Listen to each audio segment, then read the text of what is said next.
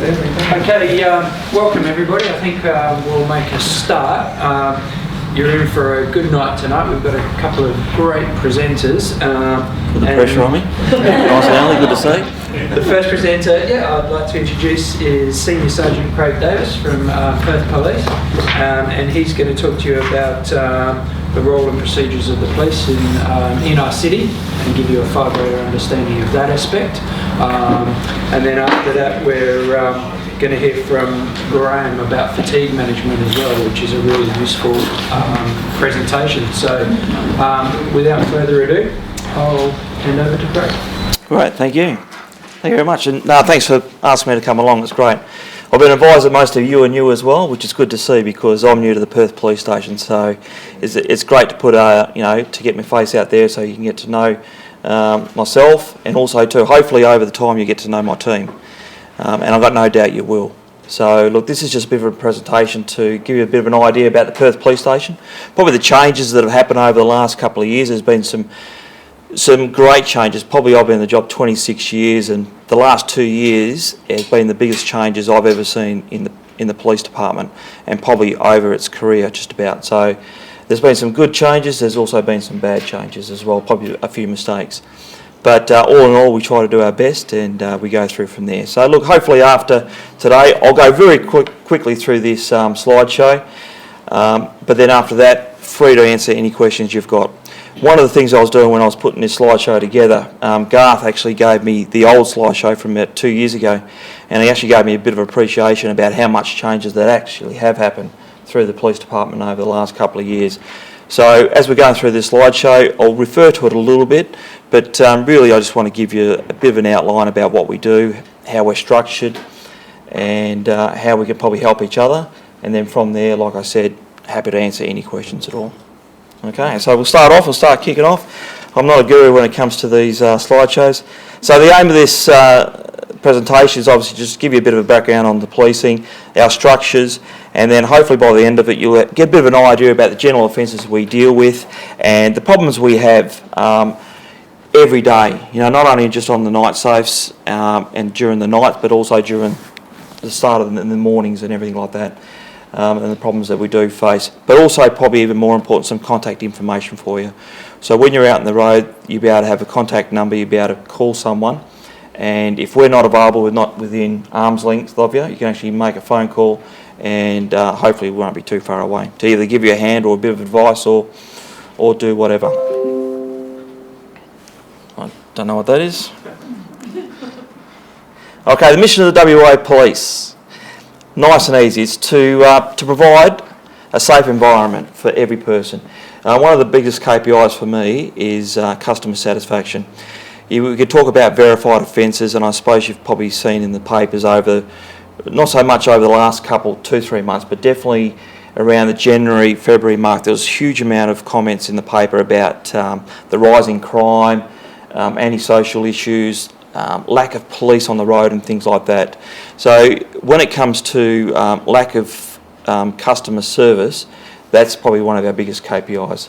And so our main mission is to provide a safe, secure environment for every person on the streets in the Perth sub-district. So if we can get the people happy, if they feel safe when they're walking out on the roads, that's obviously the best KPI for us. And if you don't know, Perth sub-district is actually covered by 7 suburbs.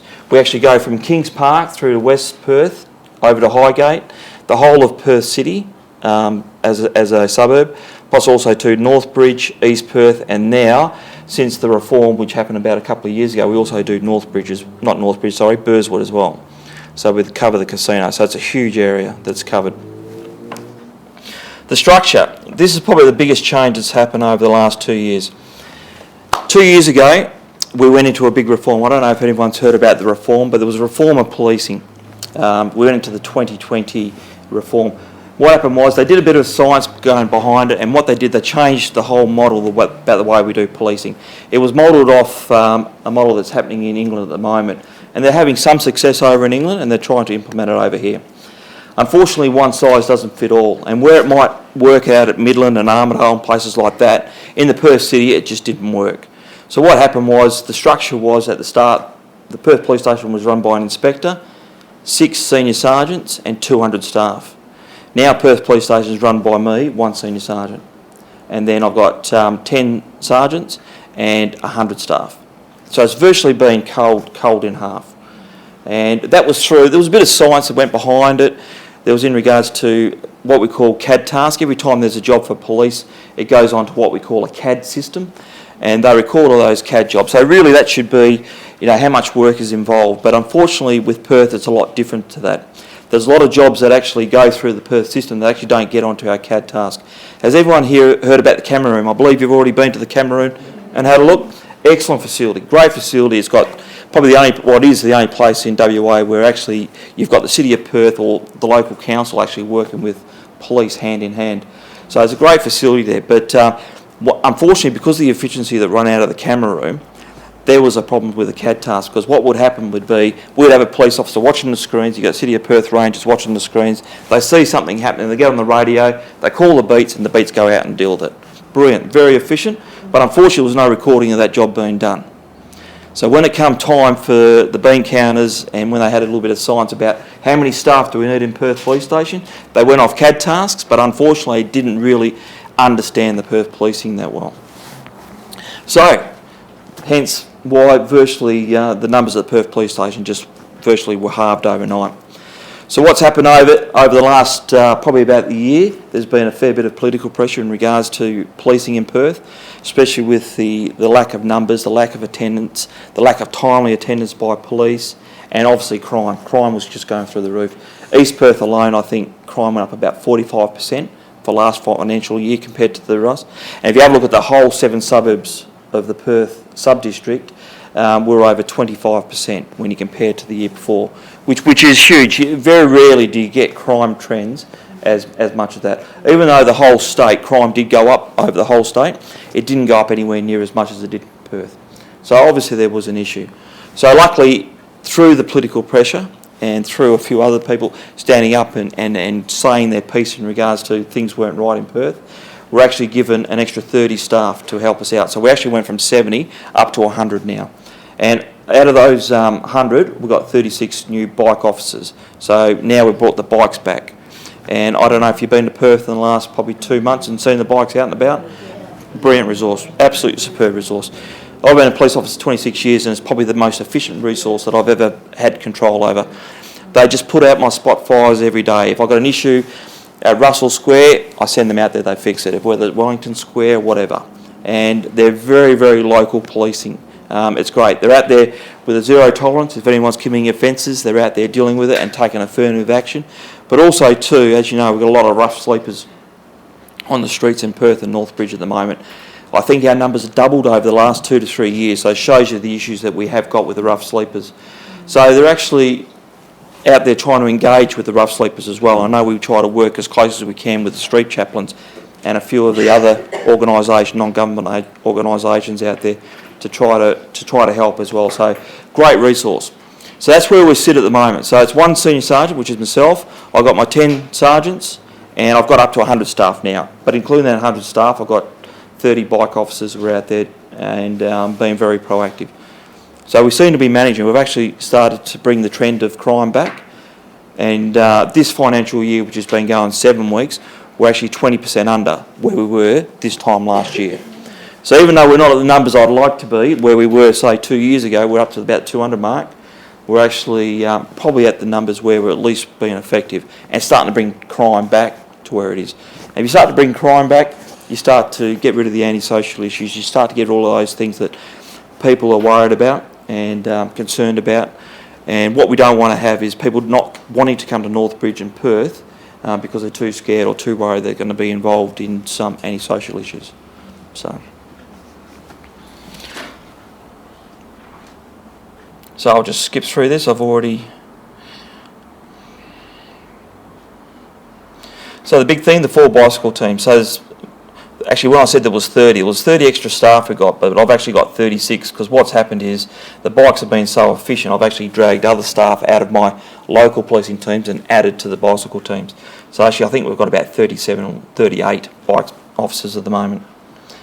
Also inclusive to the bike teams and my local policing teams, We also cover the front office, which unfortunately is a bit of a burden for us. We're a 24/7 station, so at any one time I need 2 to 3 officers in the station at all the time. Now, it's a bit of a burden. I'd rather those officers be out on the road, but because we are a 24/7 station, I need to serve the station all the time.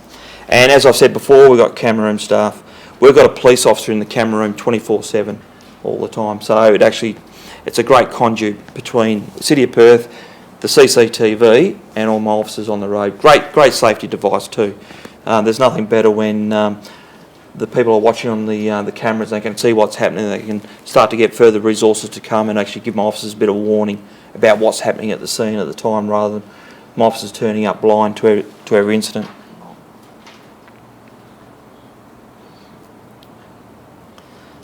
This just tells you this is just basic policing. We respond to all local policing issues. We respond to general incidents and proactive patrolling as well. So if there is an issue, we attend it, but also too what we try to do, especially with the bike patrols, we try to be out there being proactive as much as we can, not waiting for a call to happen. There's none of my officers actually sit in the office waiting for a phone call for a job to come. They're always out there. They're either investigating, they're actually dealing with an incident, or if they're not, they're out there at targeted areas where we're having problems with, proactively patrolling the areas. So we're being out there all the time. General offences, disorderly behaviour. Probably in the first 5 weeks that I attended the Perth Police Station, probably I think I had to do about 16 complaints from the Minister in regards to the Perth Police Station, in regards to lack of police attention, antisocial issues and lack of police visibility. And most of that was on disorderly behaviour. People were just getting sick and tired of just the amount of disorderly behaviour and antisocial issues that were happening in Perth. A lot of young kids hanging around with weapons, drugs. And when I first turned up to Perth, it was just a bit of an eye-opener for myself. Like, you know, I'm a Perth boy, I have been all my life, but very rarely get into the city of Perth, especially at certain times of the hours, because I've generally worked my policing in the outer suburbs. So when you come into Perth and you actually see that you've got people sitting in the streets in alcoves in full view of everyone, drinking and taking drugs and not worrying about what everyone thinks, that was the kind of attitude that we had about 6 months ago. And what we're trying to do is trying to change that attitude, trying to retrain these people to know that's just not right for them to do it. And I can say over probably in the last 2 to 3 months, I've hardly received a ministerial complaint. So obviously, what we're doing is working. Assaults, unfortunately, assaults, especially around the North Bridge, related a lot to drugs and alcohol. I'll probably talk a little bit on ice. Ice is one of our biggest issues we've had over probably the last 4 years. I can remember in 2011, our drug detection rose by about 30%. In 2011, and ever since 2011 it's risen. It's not because we've got any better at policing, it's just because there's just a lot more out there. I've been a detective for 17 of my 26 years, and out of the 17 years, the most I ever seized was about 3 ounces of amphetamines, which is ice, pretty similar to ice. These days you don't talk about grams and ounces anymore, it's all kilograms. So it just shows you how much is out there. And just about every person that we're pulling up these days with our, not just random stops on vehicles, but say if we're doing a quality vehicle stop or whatever, just about every time the car's got drugs or weapons in the car. So it's amazing just the numbers that are out there. And when you're starting to see kilograms of amphetamines, you can see what the issues are. You can sell a kilo of amphetamines, you sell them at 0.1 gram. So a tenth of a gram is sold between $50 and $100 each. So you can imagine how much a kilogram, and this is the reason why they do it. Some people can make hundreds of thousands of dollars, $500,000 out of selling a kilogram of ice.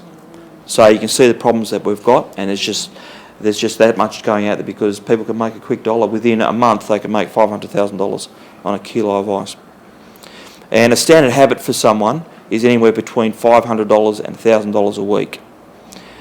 So I don't know about you, but I don't know if I could fork out $500 to $1,000 a week just on ice, not let alone you still need to feed yourself, housing and whatever the case is. So you could probably see what they need to do. You're looking at someone that's very rich that can do it, or they steal, they deal in the drugs, or prostitution is probably the 3 main reasons how they get through and get by doing the drugs. And when I was talking about the salts, it's how it come up. But unfortunately, with amphetamines, it makes people very erratic. You can't reason with them. I've seen women have their grandmothers at knife point, over $50 and things like that. They were affected by amphetamine, so you can see the effects on it. So unfortunately, our salts have gone up. Street drinking and solvent. Street drinking, I don't think, has gone up any more than it has, and like I said, we've got a bit of a zero tolerance on that. Solvent abuse is a bit of an issue for us because there's nothing legislation-wise that actually assists us. We probably use a little bit more power than we have sometimes with the solvent abuse to go up there and grab it and take it off them and throw it in the bin. We don't really get tested on that, but if we did, we probably would find ourselves in a bit of trouble because we don't even have the power to do that. There's nothing against the law for anyone to have a can of silver paint and walk around sniffing it. There's rules against people selling it. Some retailers can actually be charged for selling it to people, especially to juveniles. So there's penalties there, but in regards to people walking around with glue, paint and whatever, there's actually nothing we can do legislation-wise. We can't charge them, we can't take them into custody, and we can't even take it off them, but we do. We probably go a little bit further than we should. And I think morally, I think it's probably the right thing to do. Damage goes on with the assaults. It's all linked with the street drinking, the solvent abuse, the drug abuse, and the damages. It all goes hand in hand with each other. Breach of move on notice. That's come in over the last few years. It's fairly a good tool for us.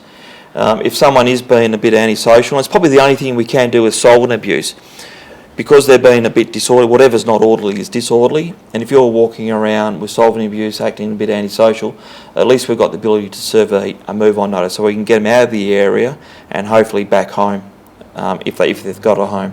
So the move on notice gives us that power to do it.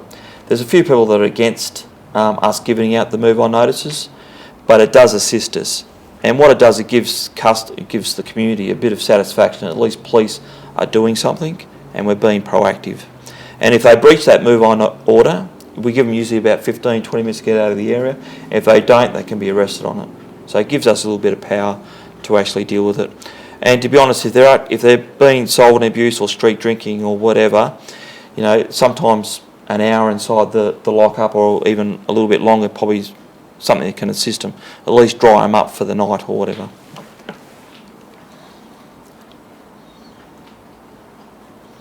Assaults, generally they're mostly minor in nature, but unfortunately we do get the ones at the hotels where they've got the broken glass. It was only last weekend we actually arrested someone who had walking around with a broken glass in his pocket, just walking around, which is, you can imagine the damage that does. And the damage that does is lifetime damage. You scar someone across the face, that's the damage, that's the scar they'll have the rest of their life. So we're right onto that as much as we possibly can, but as you can imagine, those kind of offences happen at a moment's notice, and it doesn't matter if you've got a police officer at every corner of the street, you're not going to stop that from happening, especially when they're drug-induced, alcohol intoxicated and things like that. But luckily enough, probably 99% of our assaults are minor in nature. And I was probably just through a bit of good luck, if anything. It talks about intoxication and drugs catalysts. Generally it's between known parties, but that's not always the case. There's a lot of people that just come across another person looking at them the wrong way, and sometimes they get attacked on. So it's not always known parties. And unfortunately there's several persons involved when it does go off, because a bit of a pack mentality, I suppose, where one person's in and then another person jumps in and then another one, and just keeps snowballing from there. You've probably seen some footage. I know when I first started at Perth, there was some footage just outside of the Connections Hotel at Northbridge, where the offenders, I think it might have been about 15, all involved, and they started picking up chairs, tables, paving bricks, and things like that, and started throwing them around. So once one person starts, it's a fight between one and one, and then all of a sudden the friends come in, and then it just gets out of control, and then they start picking up weapons, and it just escalates from there. Luckily, we haven't had too many of those recently. Street drinking. We've got a zero tolerance for street drinking. We will tip it out. We actually got legislation that helps us here, which is quite good. So we can actually seize it. If it's unopened, we can seize it. If it's open, we can actually tip it out straight away on the on floor. We generally give people a caution straight away, and we'll give them a move-on notice. If that's not suffice, we can actually give them an infringement. And if that doesn't work and they're still disorderly, we can actually go a little bit further with an arrest. Generally with the street drinking, they're mostly young people in Indigenous groups that are involved, accompanied by adults. I don't know why that was there, this is from the old thing, but generally they're not accompanied by adults, they're generally on their own. The car parks in open areas are a bit of a problem for us. The Wilson's car parks we find, especially go up to about the 7 o'clock to 9 o'clock at night, they start hanging around there and they actually start taking drugs and alcohol in there. So we're actually, with our bike teams, excellent resource to get in and out of the car parks as much as we can. And also too, I'm working with the City of Perth to try to get a sign up for all the car parks, and the sign will say that you're actually trespassing. Unless you're here with a car and a payment of fare, you're actually trespassing. So hopefully that may stop these people from going into these car parks, finding shelter, getting out of the way and using the drugs and alcohol. And I've already mentioned about the liquor infringement.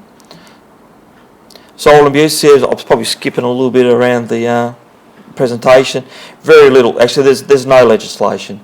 Probably the only little bit of legislation that we can use is with the Child Welfare Act.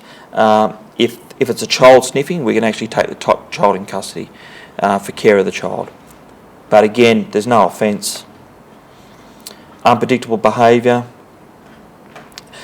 Unfortunately, Indigenous groups are probably the most predominant when it comes to sniffing the glue.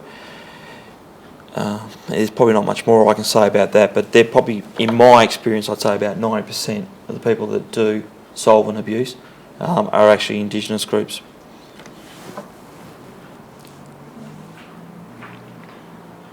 I've already spoken about the breach of move-on order. No discretion, taking the lock up. Taking the lock up if they breach it. We always give them the opportunity to leave the scene or leave the area, but if they refuse to, well then we've got the option of taking them to the lock up. And we've got two things. When we take them to the watch house, there's either two things that happen. They either calm down and then we release them, or if they don't calm down, they spend the night inside. Generally 9 times out of 10, they calm down once they know that they've heard, and they know that it's quite serious what's happened.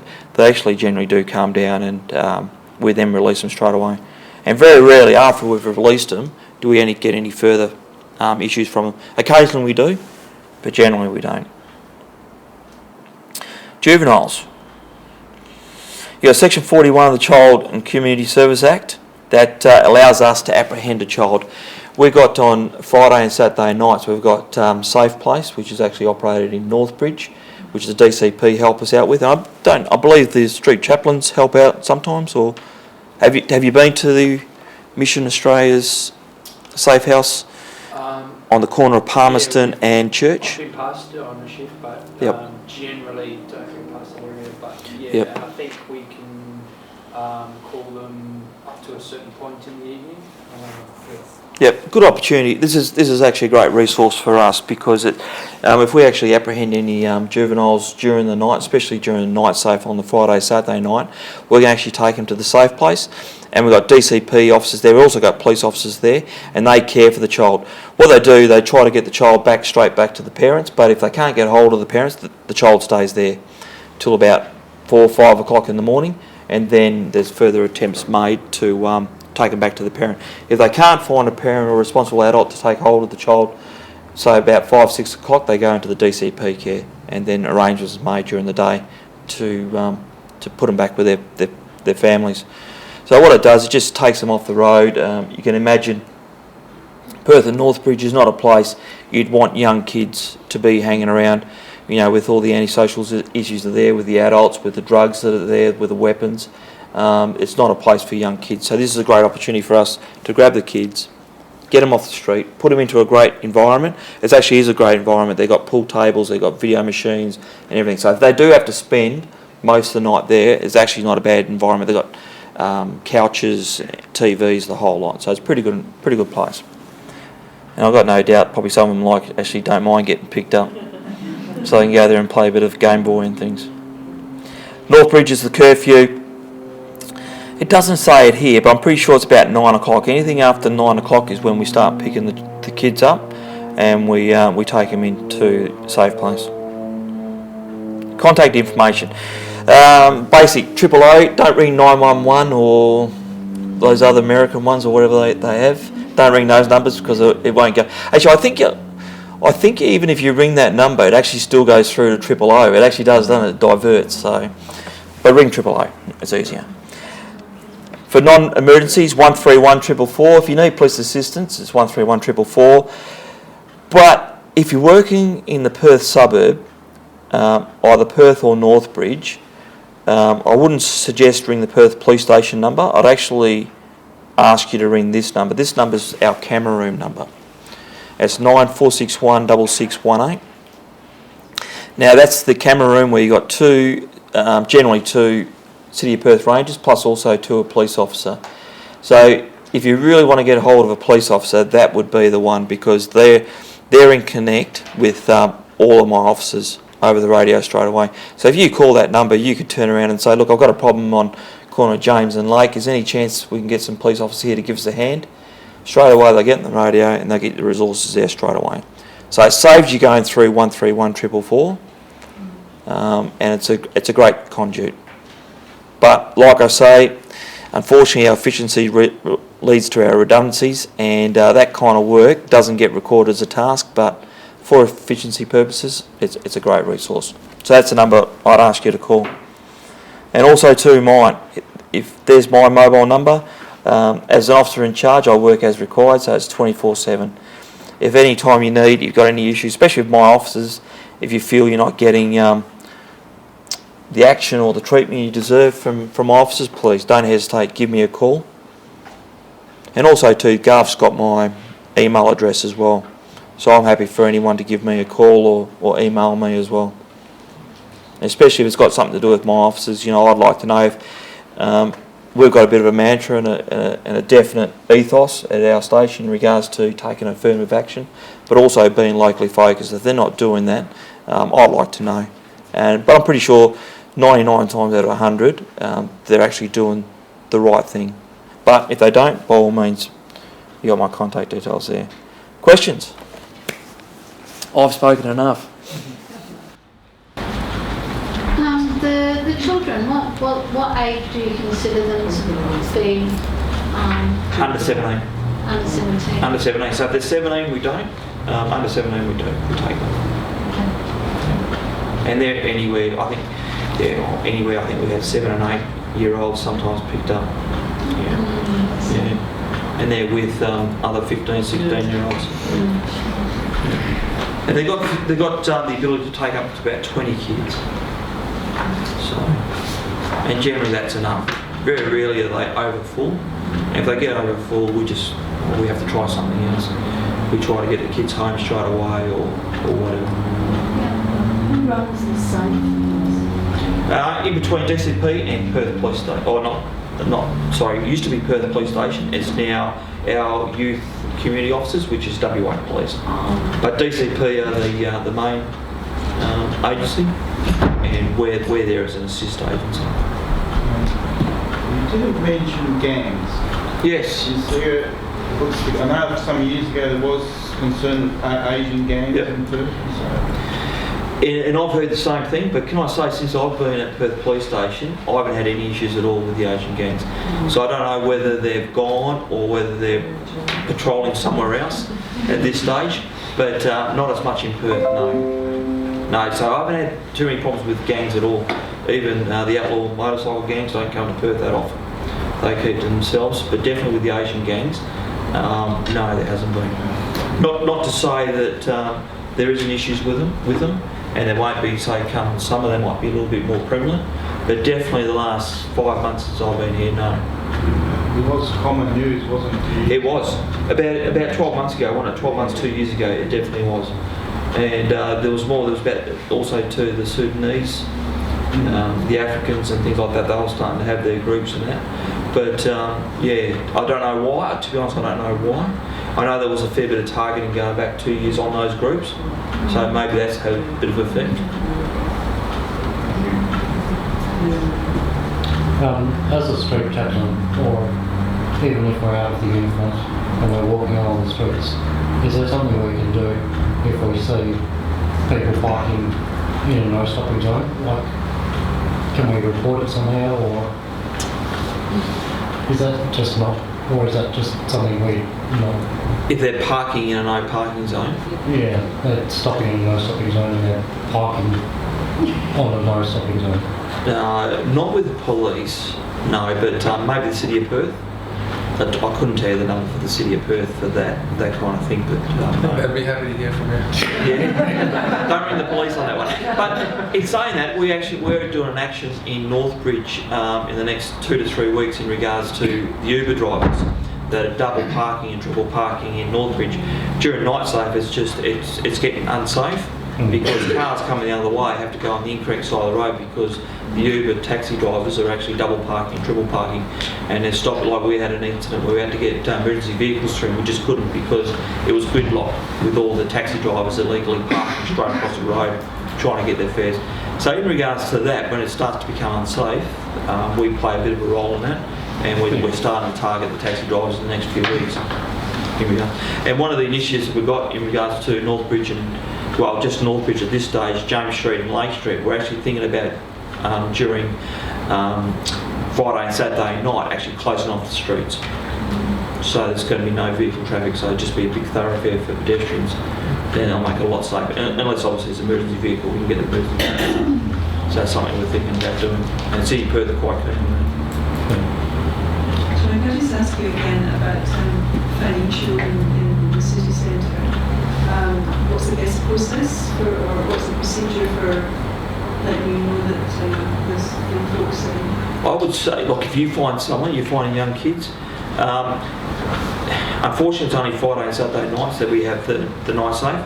So 131 444, 131. You advise them that look, we've got kids here that are 10, 12 years of age. It's 10 o'clock at night.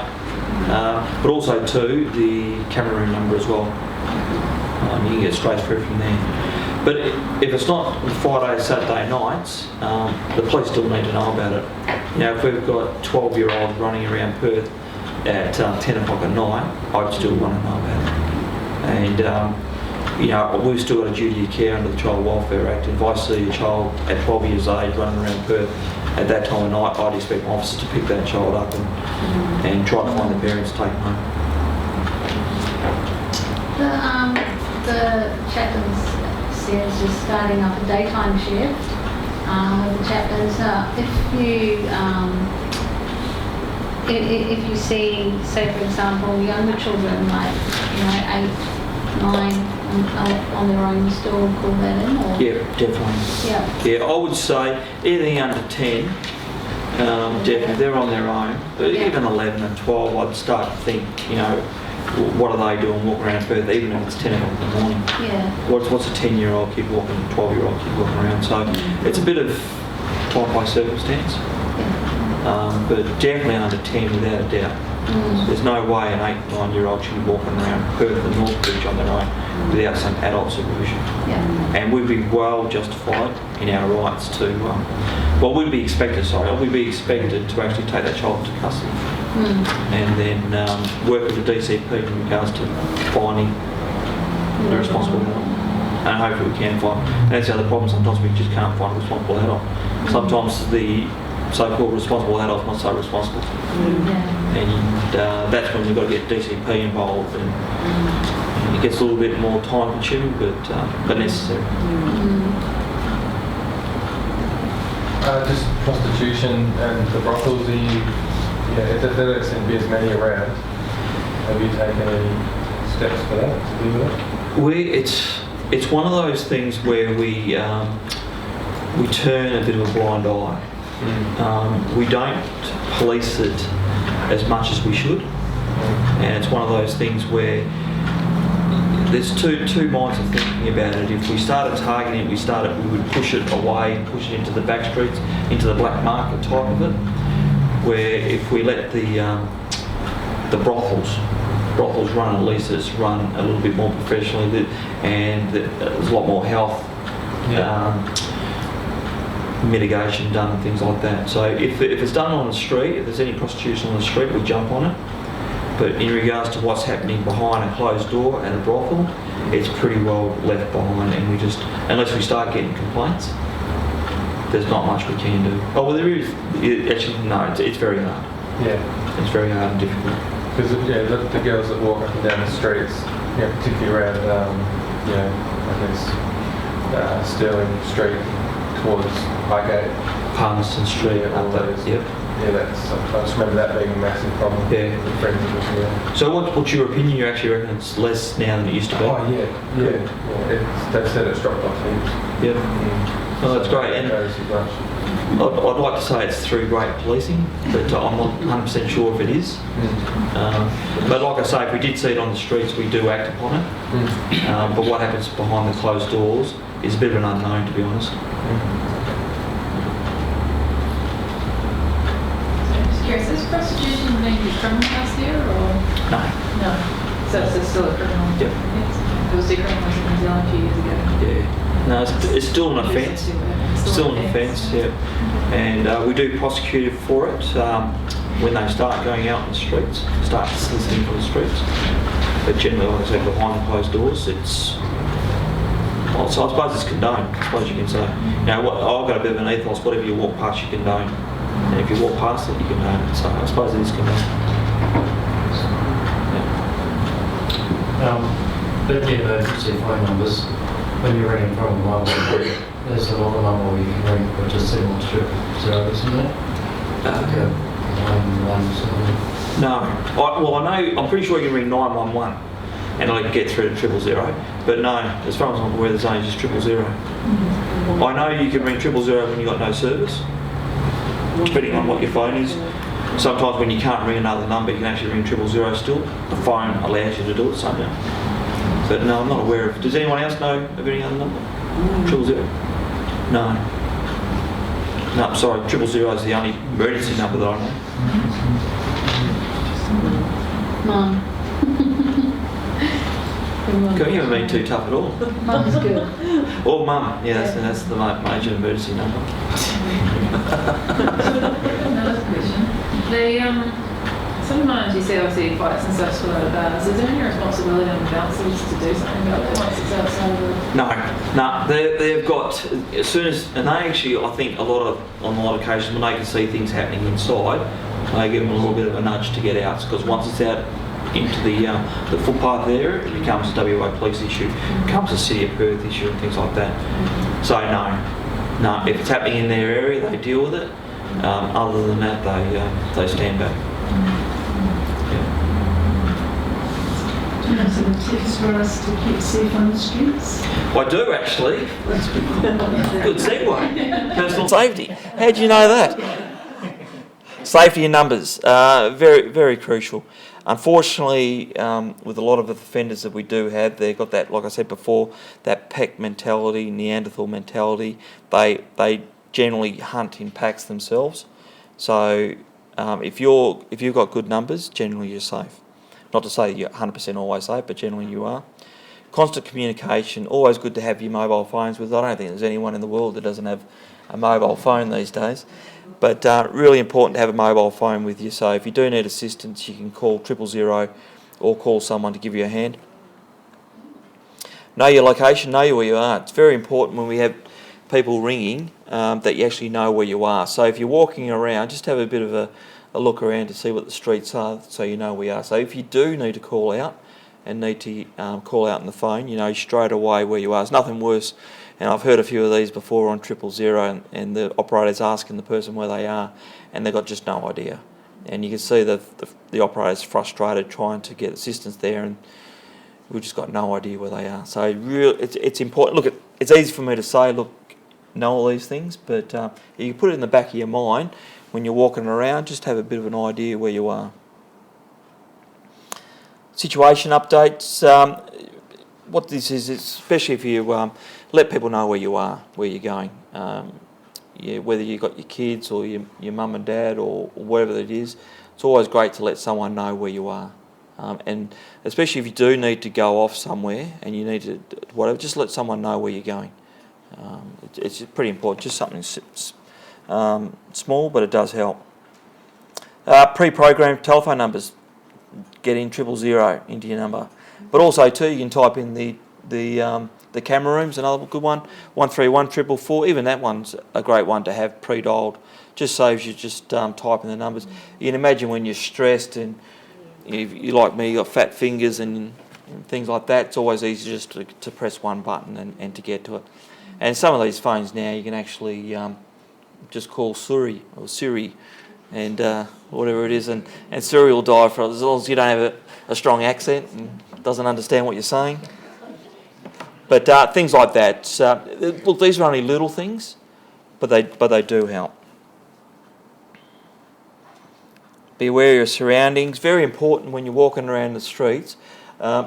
Just be aware. Like, you need to know where you are, but also too what's around you and things like that. If there's people sulking in corners and things like that, just be aware and try to steer away from it.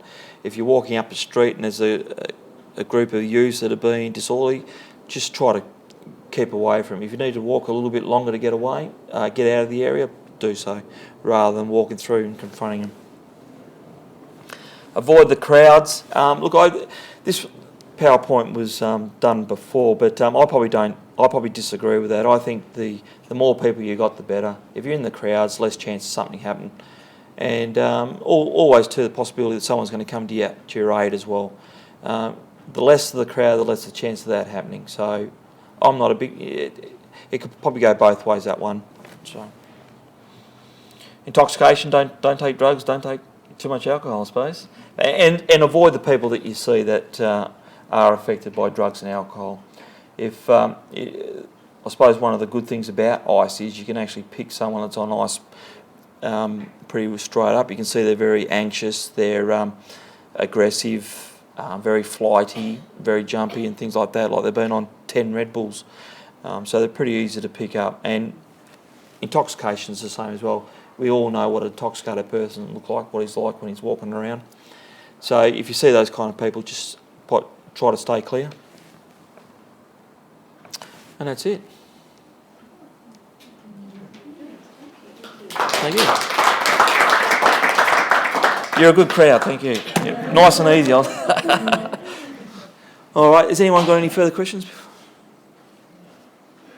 All right, great. Look forward to seeing you out there. I hope you have a great time and enjoy it. You're a great resource. You're a great resource for my team. Like I said, I've only been at Perth for 4 or 5 months, but I've only heard good things about the Street Chaplain. And the bike teams that have started only the last 3 months as well, they've actually come back to me all the time. And they've got some great things to say about the Street Chaplain. So I've got no doubt you'll get to know my teams very well. If you see them on the road, pull them over and say hello to them as well. Let them know who you are. And communicate as much as you can with them. Thank you.